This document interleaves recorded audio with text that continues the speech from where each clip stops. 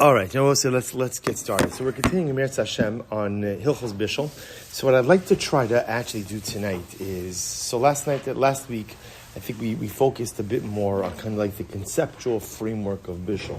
So tonight I want to focus a little bit more on the different types of kelim, specifically in halacha, a kli rishon, a kli sheni, and a kli shlishi. And to analyze what each of those do in halacha and how halacha treats them. And again, hopefully, I got a little ambitious on the source sheet, but hopefully, time permitting in Eretz Hashem, I might skip a couple of sources to get to the end, because it's very interesting sugya. Yeah. So let's begin with source number one, the Shulchan Aruch. Shulchan Aruch writes, Kishem sha'asu levashal ba'ar, kach asu levashal b'tol b'sar. So we'll say it happens to be, in general, as I think you've already seen in Hilchos Shabbos, you could lose yourself in the malacha for a very extended amount of time. So there's going to be a number of concepts that they're all important, but some of which we're just not going to really delve into all that much. So we're going to get into this a little bit. So the Shulchan Aruch says the same way that on Shabbos you're not allowed to cook with fire, you also can't cook with something called toldos or. What's toldos or?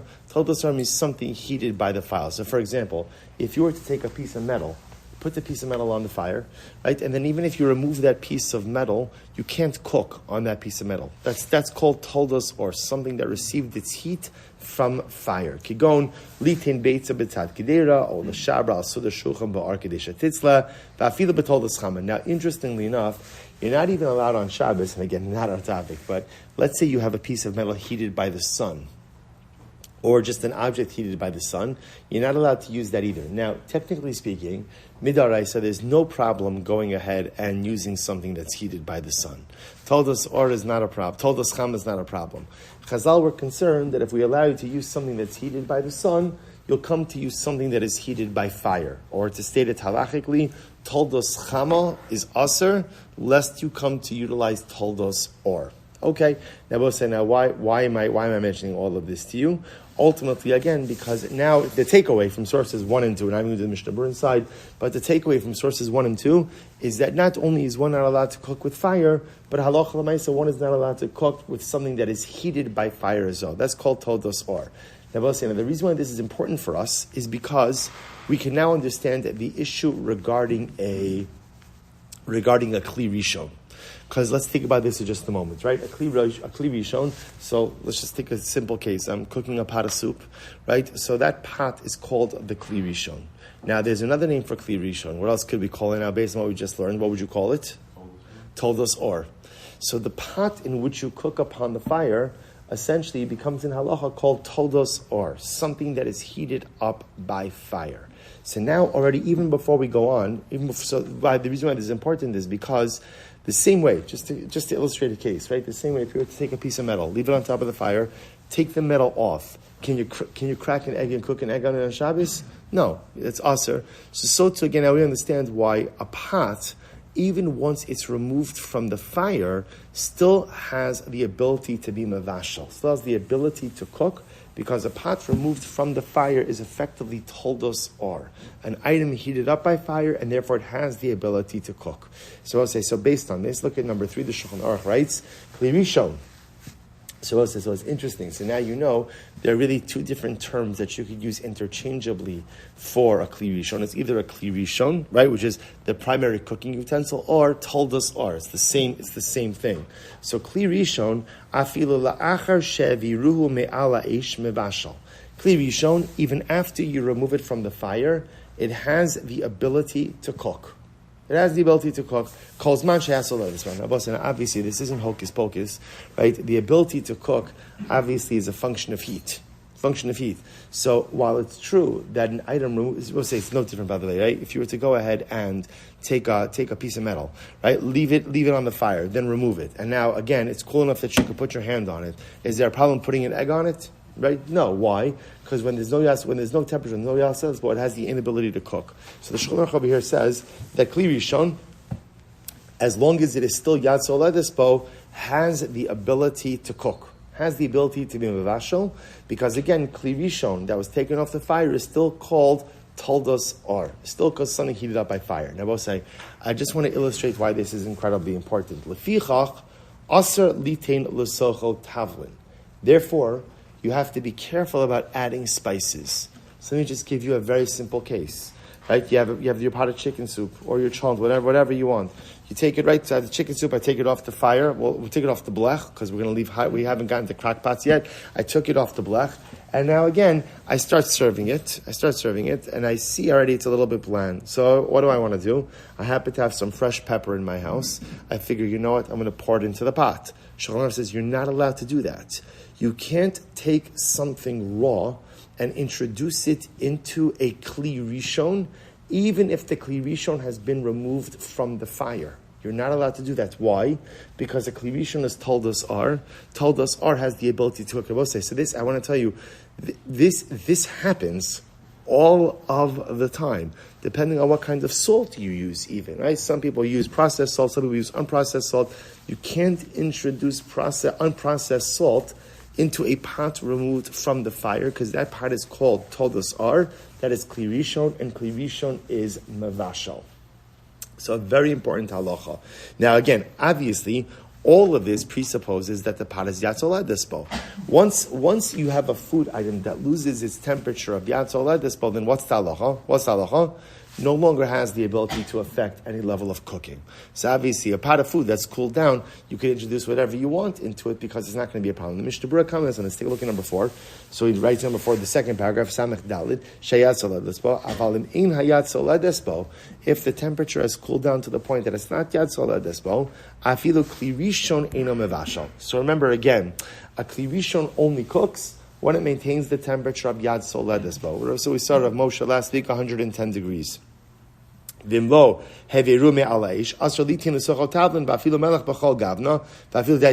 say there's one exception to this rule. What's the one exception to this rule? If the pot is on the fire, even technically, if it's not Yad Soled Despo, you can't introduce anything into it. And this goes back to last week's discussion, that in general, when a pot's on the fire, you can't do anything. Now, that's true except when you're allowed to do something. Meaning what? So, for example, I'll just give you coming attractions. It's not for now. I'll tell you a case that comes up, actually. I don't know. I know frequently, infrequently, but it comes up enough to be mentioned. Right? You see your cholent is burning. But what's the problem? But the problem is that if you take the cholent out of the crock pot, you really run the risk that you won't be able to put it back on. So is there some type of heter to put water into the cholent? So clearly, again, it's mavushal kol tzarcho, fully cooked, right? And halacha l'maisa, again, right? There's no issue of cooking anything. In fact, just the opposite. I want to introduce liquid to prevent it from burning. So hold on to that. We'll talk about that case separately. But l'maisa, if the food is on the fire, you can't introduce anything. If the kli rishon is off the fire, if it's not Yad Soled Despo, no problem. Introduce whatever you want. If it is Yad Soled Despo, then it has the ability to cook. Why does it have the ability to cook? Toldos are. It is an item heated by fire, and therefore attains the ability to be mavashal. Incredible. Okay, so we'll say, so this now leads us now to the second question, which is, what about irui kli rishon? So remember again, so if kli rishon represents the contents in the actual initial pot itself, irui represents the pouring. So I'll just give you a different example. So let's say again, now I have my soup. I know the soup needs some salt and pepper. So what am I going to do? Now again, this might sound like a little bit strange, but just for illustration purposes, I put the raw pepper in the bowl. So can I go ahead and pour the soup into that bowl? That's called irui kli rishon. So what does irui do? So here, if you look at number 5, the Beis Yosef has a fascinating conversation about this. Beis Yosef writes, he says, "V'kasiv atosis she'rashbam sover delo mitzar ela litin hatavlin l'socha kli rishon aval mutter litin hatavlin l'socha ka'ara v'laros aleim kli rishon di'irui de kli rishon eno kli rishon." So Tosfos writes, irui, which literally means the pouring of a kli rishon, that does not have the ability to affect cooking like the kli rishon itself. And therefore, again, Tosfos holds that halacha l'maisa, you could pour from a kli rishon even onto a totally raw item, and it's fine. Not going to cause any kind of problem. Now, v'ri oser, the iroi kli rishon. The Ri disagrees, and the Ri says that no, that halacha l'maisa, that's not true. The Ri holds that irui is like kli rishon, that pouring from the kli rishon is like a kli rishon itself. V'harosh. So again, he quotes over here a whole machlokes, shapir shashi di'irei kli rishon, shchina mishon. So we'll say, so the point over here is machlokes. So again, just so you understand over here what's happening. So we have eish. Eish, fire. Anything happening over a fire is going to be aser. Fine. We have kli rishon, which is effectively told us are, which has the ability to also cook as long as it's yatz olah despo. What about when you pour from the kli rishon into a kli sheni? Or let me leave out kli sheni. You pour from a kli rishon. Does that porridge, not porridge, right? But pourage. Does that porridge, right? Does that porridge have the ability to affect bishul or not? Machlokes. So, I'm sorry? If it's not Yatzolah Dispo, so everyone agrees nothing's happening. If it is Yatzolah Dispo, does it have the ability to create Bishul or not? That's the Machlokes. Take a look at number 6. So the Shulchan Aruch passes. Now, obviously, I just want to point out, in these Machlokes, and there's a lot of Lamdas, right, that goes in. So again, we're skipping that a little bit to kind of get, to move forward. So take a look at number 6. Shulchan Aruch writes, Asar, litain tavlin v'ka'ara, v'la'aros alein mikli rishon. So we'll say the Shulchan Aruch paskins, and this is actually a very interesting halacha. Shulchan Aruch paskins that halacha lamaisa irui kli rishon, that which you pour from a kli rishon, has the same status as kli rishon itself. Same status as kli rishon itself. So let me give you a good example of this. I was trying to think of a good example of this, of something that maybe like raw that you would put into a soup bowl before you pour. Oh, so I'm purposely not going tea bags, right? Because tea bags I'm saving. I'm building up to that, right? We're going to get to that. Correct. That's going to be our ultimate. But sorry? Yeah, so, maybe you put, I'm sorry? Instant soup. Soup powder. Yes, soup powder, instant soup, right, good. I was thinking more like a Shabbos-tic example, right? But the truth is, what I really want to talk about is like croutons or things like that. But the issue just is that's actually a separate halachic discussion, which we're going to touch on as well. So just to illustrate this, so let's just go. Don't hold me to the culinary accuracy of this, just illustrative accuracy of this, right? So I'm serving soup, and I like to put a slice of fresh celery inside of the soup. It's a garnish or whatever, parsley. Oh, parsley, good. Fresh parsley in the soup. That could actually be shayach, no? Okay, asking a mensch here what's going to be shayach. All right, fine. But that could be shayach. So I'm putting fresh parsley in the bowl. And again, let's assume right now I'm not using a ladle, right? Because a ladle is going to create another halachic down, which we'll discuss. So I'm literally pouring off from the bowl, from the pot into the bowl. So can I do this? So the Shulchan Aruch says, you may not. That is aser. Assuming that, again, the soup is yatzolah desbo, you can't do that. Why? Because irui kli rishon, that which you pour from the kli rishon, which remember, kli rishon, another name for kli rishon is taldos are. So that, again, has the ability to cook, and therefore the porridge also has the ability to cook. And therefore, halacha l'maisa, you can't do it. Now. What about oatmeal? I'm sorry? Oatmeal. Instant oatmeal. So instant oatmeal usually, I believe, is still cooked. I believe it's cooked and then freeze-dried.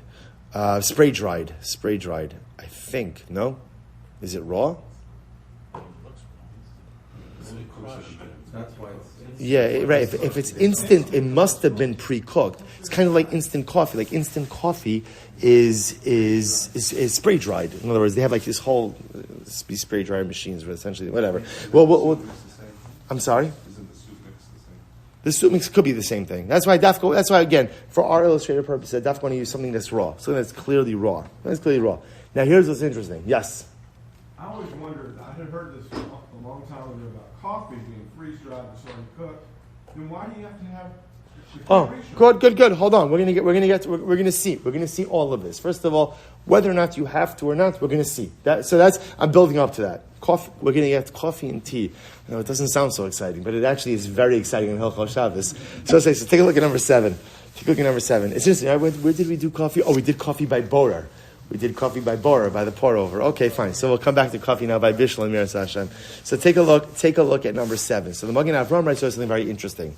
So whereas the Shulchan Aruch is passing that irui, pouring from a kli rishon, absolutely cooks. The Magen Avraham comes along and says, V'im ira, azai haklipa asura, denisbashla b'shabbos, rabbeinu tam daik me'amishnah. Listen to this. Now, the Magen Avraham will say, the way it works, the way Hilchos Bishul works is in a very intuitive model, which is the more you get away from the source,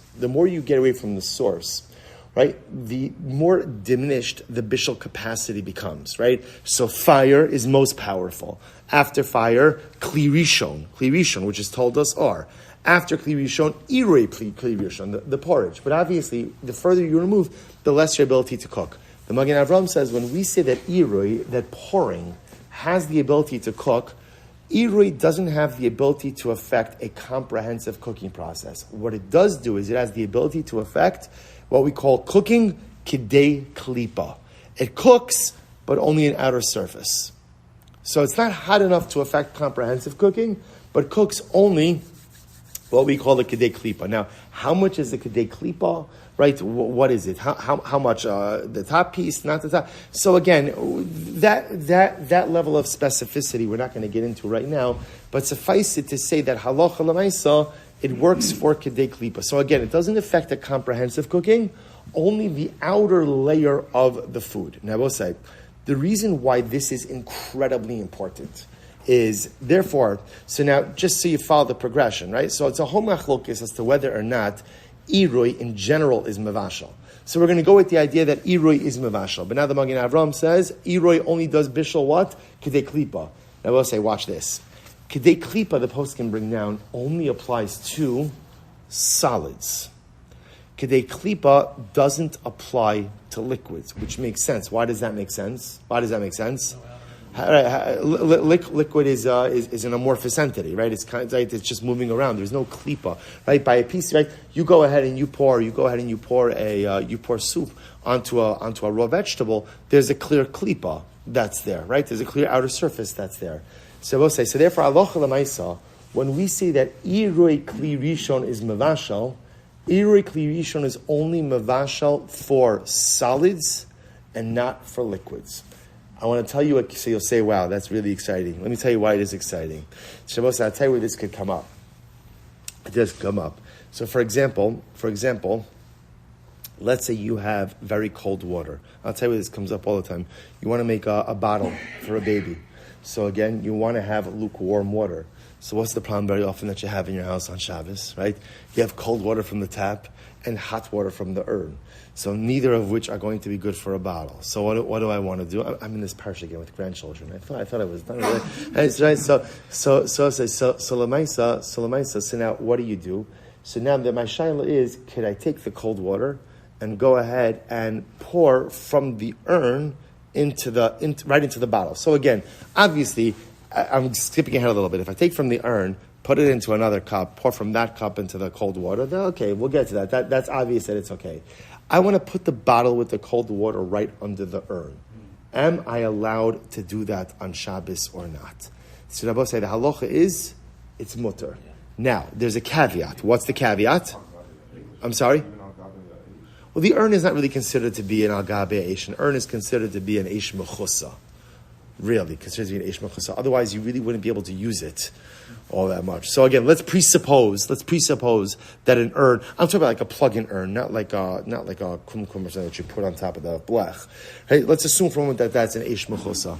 So technically speaking, you could pour hot water right into that bottle of cold water. Now, what's the caveat? The caveat is that you're not putting in enough hot water to make the bottle yad soledes bo, right? Because obviously, if you're pouring in that amount of hot water, then halacha l'maisa again, that's bishul. That's going to be bishul, right? That's going to be iroi kli rishon, heating up, which is not your intention anyway. You're trying to get it lukewarm. There's no klipa in the cool water. So that's the point. Therefore, it's mutter. Now, if you were to pour, because if you pour in enough to actually go ahead and make it yad soledes bo, then halacha l'maisa again, you've affected an act of bishul. It's impossible to ignore that. But on just plain klipa, because liquid has no klipa, so even though again, I'm definitely raising the temperature of the water, but l'maisa again, there's no klipa, and therefore it'll be mutter. Just an interesting case. I think that comes up not so infrequently for a variety of different reasons. Okay, fine. Shabbos says, so that's kli rishon. So right, so just to kind of focus what we have fire. We have the utensil that is used for cooking on top of the fire, told us are also called kli rishon. Kli rishon has the ability to cook even off the fire. Therefore, as long as the kli rishon is yad soledes bo, you cannot introduce anything raw into that Kli Rishon, even if it is off the fire. Irui Kli Rishon, what about when you pour from the Kli Rishon onto something? We paskin Irui Kli Rishon has the ability to be mavashal, has the ability to affect the cooking process. However, what level of cooking? Only kedei klipa. And therefore, again, because it's only kedei klipa, therefore only in solids, not in liquids. Okay, that's our first piece, our first two pieces. Kli Rishon and Irui Kli Rishon. Next, Kli Sheni. Take a look at number 8. So the Gemara in Masechah Shabbos has a whole discussion over here. I'm just giving you the punchline. The Gemara says, Shema mina, Kli Sheni eino mevashal. A Kli Sheni doesn't have the ability to affect Bishul.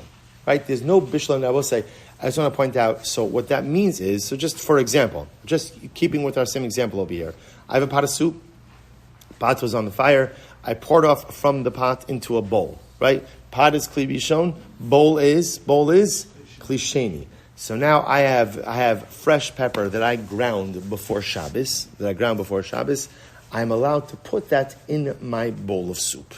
Because the Kli Sheni does not go ahead and affect any level of Bishul. Now, yes?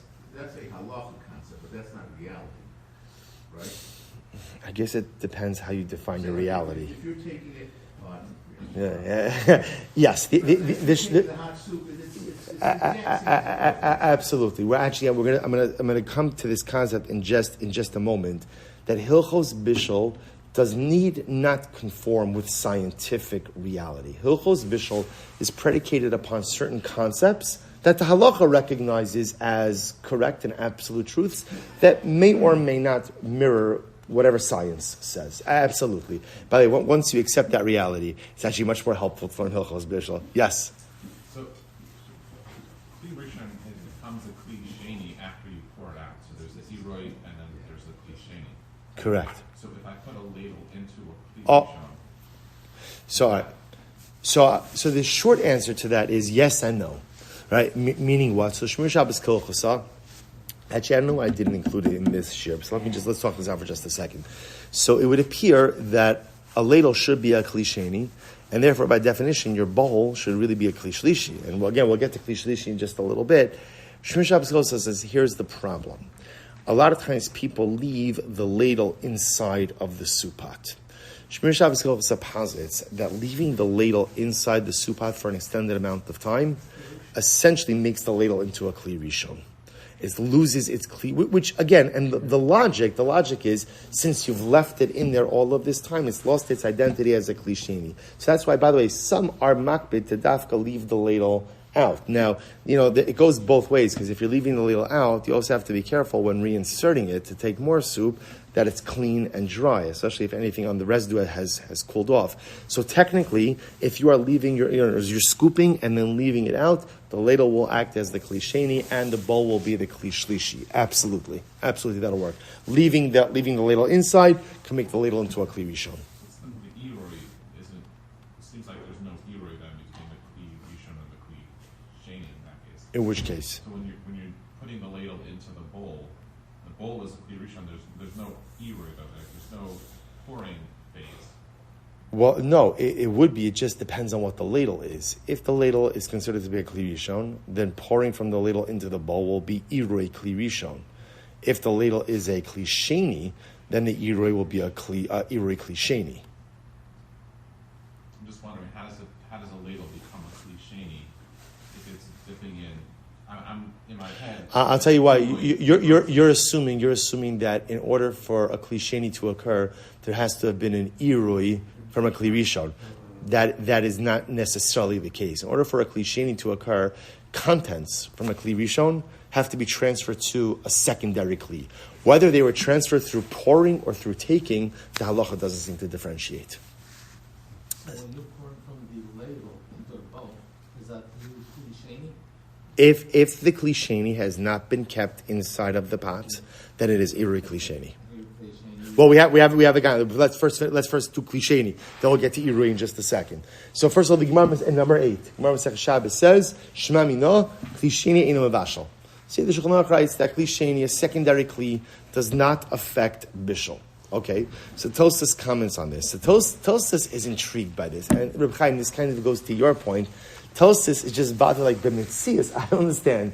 If you say that Kli Rishon is Mevashal, then literally, again, I'm taking food. It's the same exact temperature as the food in the Kli Rishon. I'm transferring it to a different Kli. So suddenly, not because it's in a different utensil, suddenly it doesn't cook.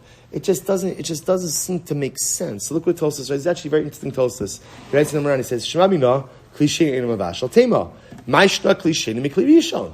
So Tosfos asks, why is the Kli Sheni different than the Kli Rishon? He says, Di Yad Soledes Afilu Kli Sheni Nami. The Yad Soledes Afilu Kli Rishon Nami Ein Mevashal. Tosfos is coming from the vantage point that, one second, isn't this all about temperature? Right? Isn't it all about temperature? In other words, if it's Yad Soledes Bo, then Bishul could occur. If it's not Yad Soledes Bo, then Bishul can't occur. Isn't that the totality of this discussion? So he says something very interesting. V'yesh lomar lefi shekli rishon mitoch sha'amad al ha'ar dofnosov chamin umachzik chomo zman meruba. Here's a difference. A kli rishon, because it was in the actual fire, therefore what? Not only did the contents get heated up, but the walls of the utensil got heated up as well, and the walls retain the heat.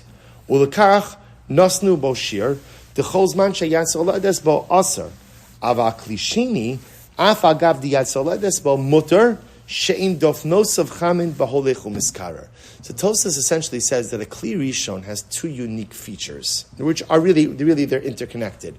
So number one, because the heat is retained by the walls are heated up, the heat is retained by the walls, and therefore again, machzichomo, the heat in the food is retained as well. Even though temperature-wise, it might look the same, there's a greater intensity. Kli sheni, you may have the temperature in the food, but what don't you have? You don't have the heat retention in the walls of the utensil. So Tosfos posits that in order for Bishul to really occur, two things have to be in place. The heat of the food item and the heat of the kli. If you're missing either one of those items, Bishul can't occur. Therefore, Tosfos posits in every single kli sheni, even if you have the heat of the item, you're lacking the heat intensity of the kli, and that's why kli sheni is not mevashal, which is fascinating. I will say, now, we're going to see some problems with this theory, right? So, for example, some problems with this theory will be that sometimes you could have a solid piece of food that cooks, right? Without a kli at all. But okay, when we get to that, we'll deal with that issue. I would say, but this is a very important Tosfos because he realized the fun. See, it's a new dimension in Bishul. That Bishul is. See, we've thought this entire time that it's all about temperature. Yes, so let this bow. No, it's about temperature of the food plus heat retention of the kli. Kli sheni might have temperature of the food, but because it doesn't have heat retention of the kli, therefore again, the kli itself is not mevashal. Kli sheni starts the cooling process. By definition, correct. Even though halachically, Reb Chaim was saying before, scientifically the temperature is the same. Correct. That is correct. And even if you want to say there's some level of maintenance, from a halachic perspective, the intensity is not the same, and because of that, Bishul on a halachic level doesn't occur. Don't you need to say that it is the walls of the Kli Sheni that start pulling it off? Otherwise, what would be the difference between Iroi Kli Rishon and Kli Sheni? Because Iroi Kli Rishon is still coming with the heat of the defanos. Right? In other words, the porridge is still the result of the heat of the food item plus the heat of the walls. Kli sheni just doesn't have wall heat, doesn't have utensil heat. So because of that, by definition, it's just a different animal. It's not even saying that the walls of Kli Sheni start cooling it off already. I thought that's why it's more. Yeah. So in other words, I'm abstaining from using the lashon of cooling it off because it's not what Tosfos says. Right? Because Tosfos' lashon was. Well, actually, I'm sorry. Take it back. He does say. I'm sorry. Last line number 9. You're right. Right. By definition, since there's no wall heat and no wall retention, wall heat retention, therefore, by definition, it begins to cool it off. Right. And therefore, even though the food is still Yad Soledes Bo, Bishul can't occur inside of a Kli Sheni. Okay. Fascinating. So let me show you a couple of other pieces over here. Take a look at number 10. Now, again, I will say, it says, Kol shekain b'kli sheni, kol shekain mikri kishi'uro min ha'kli rishon, kishi'uro min ha'kli rishon sher sichu acham b'sochol, v'so kli zeh, Umutra mayasal as well. Okay, actually, we'll just leave that on the side right now. Now we'll say, so therefore, based on what we've said, this is a relatively straightforward halacha. Kli sheni is not mevashal. So therefore, again, we'll say you can plug this in wherever you want to plug it in, right? So you go ahead and you pour your bowl of soup, even if I'm not using a ladle, right? I'm just pouring directly from the pot into the bowl. So now again, pot is kli rishon, bowl is kli sheni. I can introduce spices, now even raw spices, into that bowl of soup because a kli sheni is not mevashal. Pour it in the bowl first and then put the tavlin? Yeah, because otherwise it would be irui kli rishon. Correct. So you'd have to put the spices in afterwards. Correct. Now, I'll say, I do want to point out, although we're not going to get too into it right now, there is an exception to this rule. In other words, there is a category of food items that can be cooked in a kli sheni. That category is called kale habishol. Items that are very easily cooked are cooked even in a kli sheni. Take a look at number 11. So Shulchan Aruch writes, "Vim hu davar yavesh lo nisbashel lefnei haShabbos, ein shorn oso bechamen b'Shabbos, aval madichon oso bechamen b'Shabbos, chutz min hamaliach hayashan o min hadag shenikra kulyos haspanin, she'einam tzrichen bishul ela ma'at." So here the Shulchan Aruch introduces this idea that there are certain food items that are very easily cooked, quickly cooked. And because they're easily and quickly cooked, therefore halacha l'maisa, they can be cooked even in a kli sheni. The example that the Shulchan Aruch gives is fish. Right? Maliach hayashim means something that's salted and preserved, but ultimately it's salted and preserved. Fish, these items are cooked very quickly. They're cooked very quickly, and therefore they could be cooked even in a kli sheni. So it's interesting in general to go ahead and see what exactly is included in this category. If you look at number 13, the Ber Halacha says, "V'kulyos haspanin, v'lav dafka elu," he says, "V'duhu adin l'chol ki yotze bazeh davar dak v'rach biyoser." So it's interesting, the way the Ber Halacha understands it over here is, what falls into this category of kali habishol? What falls into this category? He holds anything that's very thin and easily cooked. If it's thin and easily cooked, therefore, again, it falls into the category of kali habishol. So it's interesting to see, just in general, like the poskim have a lot of different ideas about this. The Ran, for example, brings down that eggs are kali habishol. Okay, so again, different poskim bring different ideas. I will say, but where this leads us in a very interesting. I'm sorry. Spices. So that's why I was hesitant ever to use the case of spices, because according to many poskim, spices do fall into the category of kali habishol as well. So like I said, it's hard to give an objective category of kali habishol, so a person just has to know something that's more easily cooked versus something that takes a little bit more time to cook. Easily cooked items would be prohibited to introduce even into a kli sheni. Okay, so let's say, so there's another interesting example of this. Let me just tell you this outside for just a second. We haven't gotten to this yet, but I'm just going to mention it now, and then we'll come back to it later on. Which is, in general, there's the concept, we didn't discuss this, of bishul achar bishul.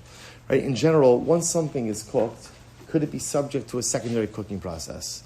So in general, the way we hold is that halacha l'maisa, once an object has been cooked, ein bishul achar bishul. So once an item has been cooked, even if it fully cools down, halacha l'maisa is no longer subject to bishul. Now, the general consensus is that applies to davar gush, that applies to solids. It doesn't apply to liquids. That if you have a liquid and the liquid cooled down, the liquid itself becomes subject to bishul once again. Okay. Now, there's an interesting discussion. What about, do we say yesh bishul achar afiyah or yesh afiyah achar bishul? So, in other words, let's say something was baked. Could a baked item become subject to bishul or not? Right? Because if you think about it, on one hand, baked is also a form of cooked. Remember, says when we started this halacha, remember again, the Mishnah Masechah Shabbos never mentions the word bishul. Right? Afiyah, ofa. So do we say kind of cooked is cooked? We don't really care what type of cooking process you've undergone. Cooked is cooked. Or no, maybe just because you've undergone one type of cooking process doesn't mean that you can't be subject to another. So for example, we'll say, and by the way, this is a very big halacha. So for example, you have croutons. Croutons were baked. Can you introduce croutons into a kli sheni? Well, we'll talk. In other words, are croutons going to be subject to bishul or not? So take a look very quickly at number 14. He writes over here, Yesh misha omer de davar. Something that was baked or something that was roasted.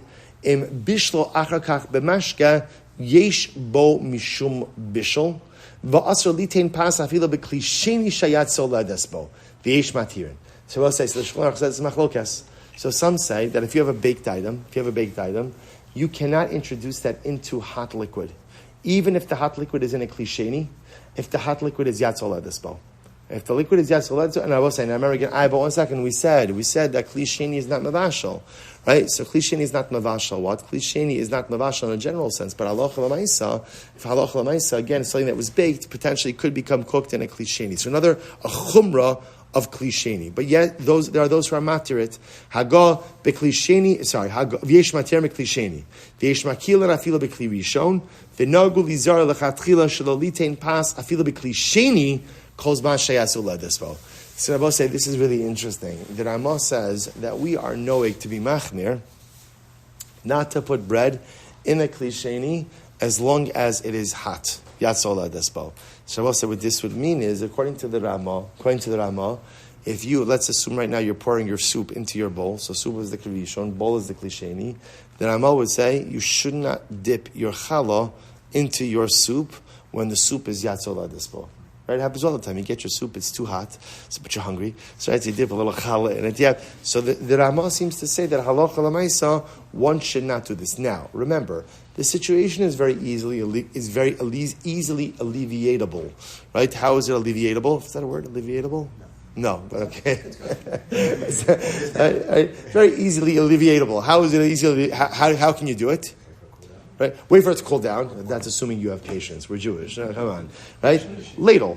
Right? So again, remember, all of this, right? Ladle. Right? Because then again, if you're using the ladle in the right way, so then again, remember, by the time it gets to your bowl, it's a kli shlishi. And if that's the case again, we haven't seen it explicitly yet, but halacha l'maisa again, there's not going to be any level of bishul and a kli shlishi. So here it's interesting. I just want to point out that the Ramah is of the opinion that one should not put a baked item in a kli sheni of hot liquid out of the concern of yesh bishul achar afiyah. Now the Chaburah comments over here. He says, look in source number 15, paragraph memhei. He says, "V'nogu lizar perish she'ein nosnim lechem b'marak shalat shalent b'kara shukli sheni v'kol shekein shelo la'aros aleim mikli rishon." So here, the Mishnah Berurah says, so one should be careful. He's talking about over here of dipping bread into chalent. Right? You don't have enough carbs in chalent, so you need mamish, right? So we want to put in the bread. So say seeing over here. So remember, we're assuming over here. Just the assumption they're always working with is you're pouring off the chalent from the kli rishon into the bowl. So the bowl is the kli sheni, and therefore again the Mishnah Berurah says over here you want to dip your bread into the chalent. So the Mishnah Berurah says it is better to avoid that.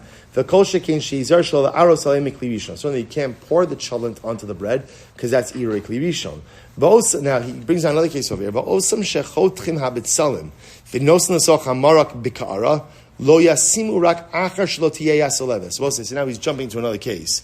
His other case over here is interestingly enough where I'm cutting onions, raw onions, and putting it into the bowl of soup, the pot of soup. So he says that you certainly can't do unless, of course, what? The soup is below yad sola despo. Tebelechem yeshkula machmal shnef akvar va'afilu hakin nizarin kosh kem b'tzom shetzarach lizar ki ein ono bekin b'midei demikri rachach va'afilu im yamtin. So okay, so therefore both say. So bottom line, interestingly enough, the halacha seems to indicate that one should be machmir with placing a baked item into a kli sheni. So it's interesting that as much as we said before that a kli sheni is not mevashal, so again, interestingly enough, there's still this chumrah of not putting a baked item into a hot kli sheni. Again, it's fast. Like there's a lot of lumdus with it. The logic doesn't really seem to shtim as well, because technically speaking, we were saying that you should be able even to put something raw, right? I could put raw, unprocessed spices into my kli sheni. If I could do that, then why can't I go ahead and put a piece of bread in it? Again, so the point is that I'm not saying you should be machmir. Why should you be machmir? Because it's a machlokes. So because it's a machlokes, therefore again, just best to avoid the situation in totality. Again, if one did it, fine. You could go ahead and eat it. Specifically on baked items, not raw. That's what's fascinating about this, right? It's dafka on baked items, not on raw items, which is really quite fascinating. Now, again, there could be that there's a chumrah by raw items, there's a chumrah for everything, but he's focusing over here on dafka baked items. Really interesting. In the Shaburah, in Sifkat and Membeis, it says, Nishan Raf. Right. So like a hard crouton made out of bread. They say the same thing? Unless he's saying that in general, something that's baked is halachically considered to be like rach. It's something that's easily considered to be very influenceable by a bishul process.